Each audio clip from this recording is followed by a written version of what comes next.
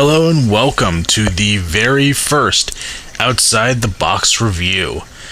I figured it would be fitting for this first review here to start off with something in the box and to semi-metaphorically open that box and get everything kicked off. This is the Alan Scott Green Lantern, which I believe was the original Green Lantern.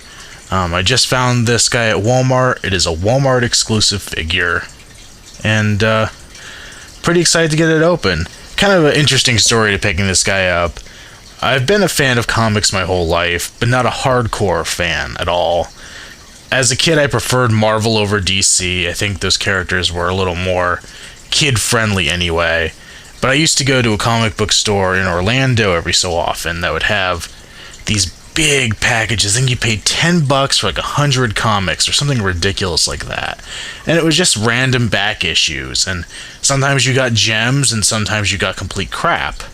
So it was kind of my introduction. I had pretty much everything that had been made up to that point. This was like the early 90s when I was buying these. So if you think from there back to like the 70s, I had that range of comics I was pulling out of those bags. And I was always gravitated more towards the Marvel stuff, but as I've gotten older, I've started kind of getting back into comics, and the DC stuff's really been appealing to me lately. So I've been picking up some of the DC Universe figures that have seemed interesting.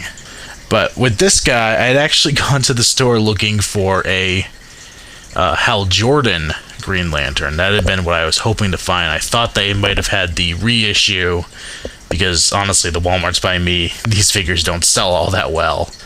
So I was hoping maybe they'd have the Hal Jordan reissue that came out not that long ago.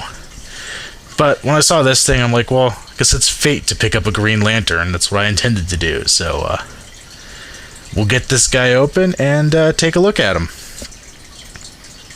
So before we take a look at the Green Lantern, how about we take a look at what he came with? All of the new DC Universe figures have been coming with these buttons. I think it's kind of a nice little add-on. I have no clue what to do with them. They've actually been sitting in the ashtray-ish type coin holder area in my car. Oops. Just for the hell of it. I don't know what to really do with them. Don't know really where to put them. But maybe somebody else can think of something good to do with these. And they're a nice little collector piece. He also came with his Collect and Connect Build-A-Figure, forget what it's called for the DC ones, piece. It is the, I guess it would be the right leg of Ultra Humanite. I think it's pretty cool.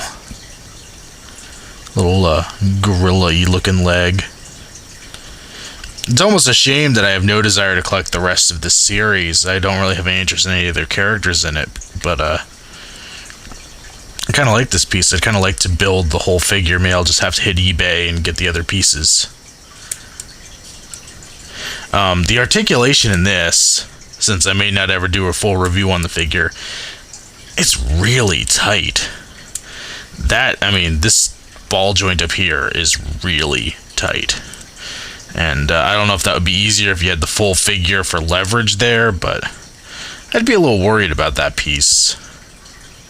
It is actually interesting that it's a ball joint, seeing that most DC Universe figures have, it's kind of like a two-jointed piece instead of a ball.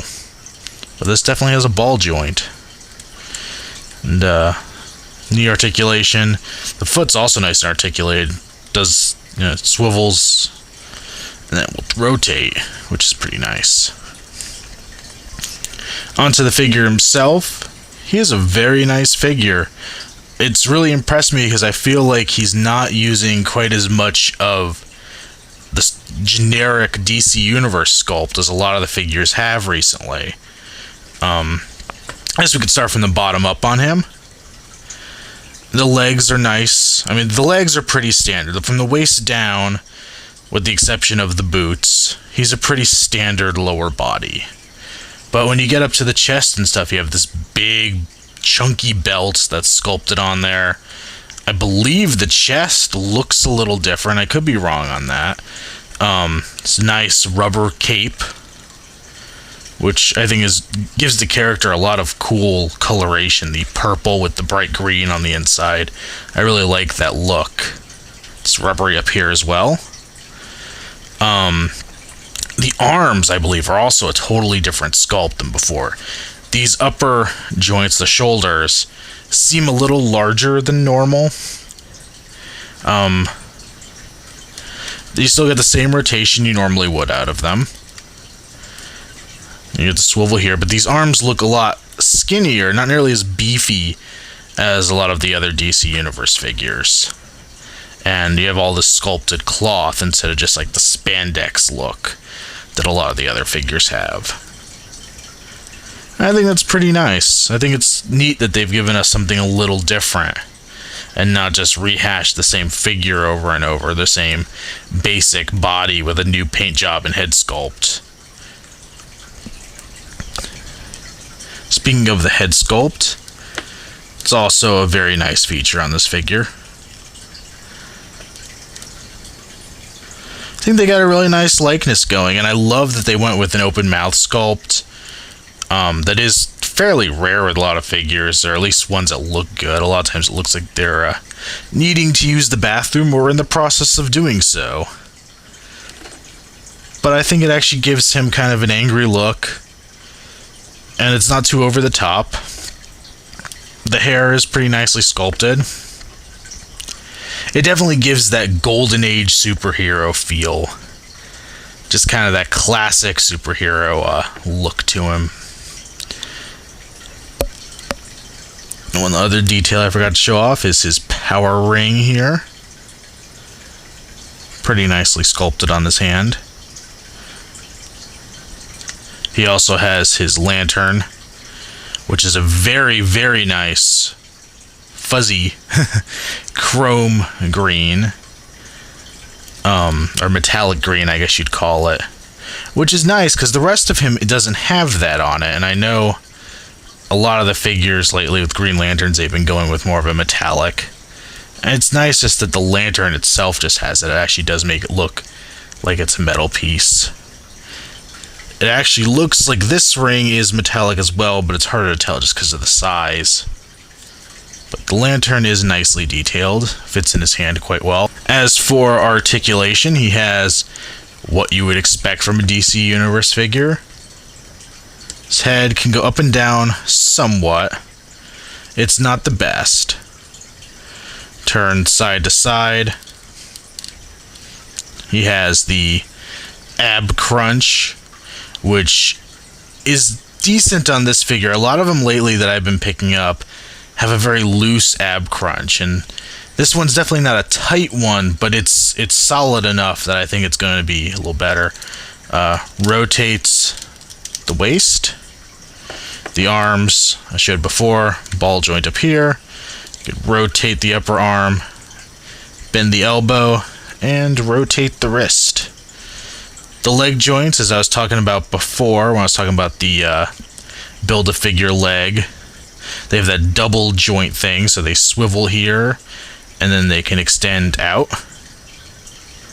There's a mid-leg bend, which this side on this figure is very, very tight. The knee bends, and the ankle will bend. Overall, I'm going to say this is a pretty nice little figure. Definitely one that I would recommend trying to get, especially if you are a Green Lantern fan. Even if you're not a fan of the Golden Age Green Lantern, this would be a nice piece to your collection. I could just kind of imagine having the Green Lantern Corps on display and then having this guy either like in the front of it or behind it, kind of watching over it or preceding it. I think it would just be kind of a nice touch to that collection. I guess the one thing I haven't gone into yet, which I should before we end this, is the paint. And I guess the reason I didn't mention it is because, as far as I can see, it is good. I've gotten so many figures over time where the paint has been sloppy and just been outside the lines and not quite where it should be. The paint on here is I haven't yet found a piece of slop on it. It all looks very tight, very clean. It just looks right. It looks like it should be. And honestly, that can be a rarity with figures. So, yet another plus to this guy. Once again, I would recommend go and pick this up. As I said earlier, he's a Walmart exclusive, so if you don't like that store, I guess you're stuck with eBay, or I don't know if Big Bad Toy Store has these guys. But I would definitely recommend him. So go pick him up. Alright then, I'd like to thank you guys for tuning in for the first of what will hopefully be many outside the box reviews. Stay tuned and we'll have more stuff for you coming up. Later.